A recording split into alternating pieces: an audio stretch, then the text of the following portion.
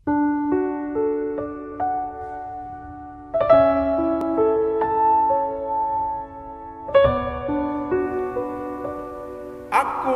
menemukanmu, karya M.H.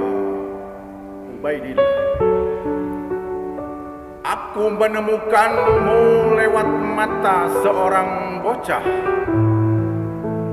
yang menatap ke arahku dan memberiku seulas senyuman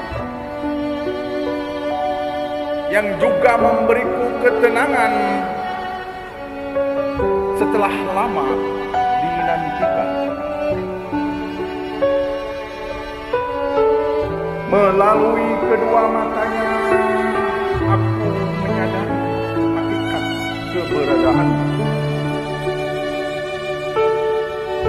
Aku menemukanmu lewat wajah wanita tua.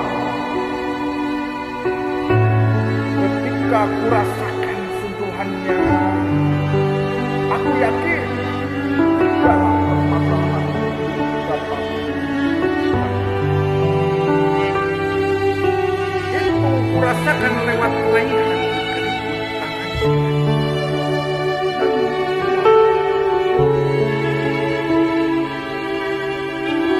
aku menemukanmu seorang teman yang memberiku kekuatan serta saudara. Ketika permasalahan hidup telah membuatku lemah dan tertekan, temanlah yang menyadarkan betapa aku berduka.